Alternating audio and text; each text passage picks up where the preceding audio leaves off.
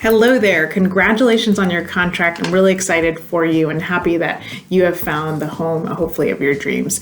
I wanted to go over just the next steps of the process, what you can expect. So right now we're going to start with your initial disclosures. That'll be an email with all of your disclosures where it's going to have your official loan estimate, your estimated closing costs, and interest rate. On there, you will find all the details as far as what exactly goes into closing costs. And then you and I can also get on a call if you would like to go over those in more detail. I will put a calendar link at the bottom of this email so that you can choose to select an appointment if you wish to go over those in person and over the phone as well. Notice that most of the times we won't have your rate locked in unless I've had a conversation with you already about that, but most of the time we try to wait for the appraisal to come back just to make sure that that comes back in okay, because the appraisal and the value of your home does take into account when it comes to locking in your rate. So at this point, you're going to be asked to wire or drop off a check for your earnest money deposit.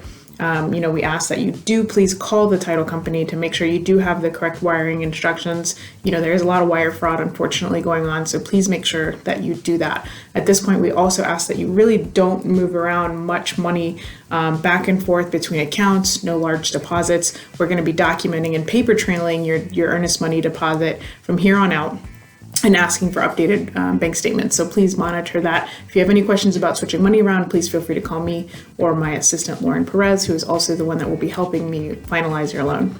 So once we get those initial disclosures back, there is a place for the appraisal credit card form for you to fill out, and that'll be so that we can order the appraisal right away. If you see any problems with inspections potentially coming up, please let us know and we'll put a hold on the appraisal. But for now, we do want to get that started and finalized right away. We will also ask for any remaining documentation that we may need for an underwriting for the first initial review.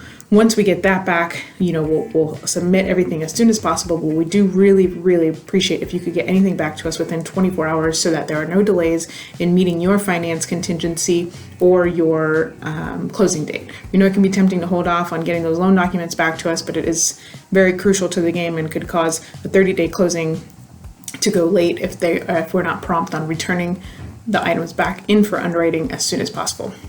I'm going to put a link below just so you guys have my calendar. If you want to book some more time, talk about your closing costs, maybe go over some more things in detail, I would be happy to do that. But I did want to give you an overview. Once we get everything into underwriting, we'll be requested to maybe get a couple more documents to verify your earnest money has cleared at this point. We'll make sure appraisal comes back okay, title work comes back okay. If you are purchasing a condo, we will start that financial review as far as the association goes, and that's a completely independent process that we do, but we do want to start that to make sure that the condo is financeable as well as far as going through that review with underwriting. So it's a kind of a broad overview of what you can expect next. I will put my calendar link below if you want to schedule some more time one-on-one to go over a few more items. I'd be more than happy to do that. We're really excited for you, and we look forward to helping you close on your new home.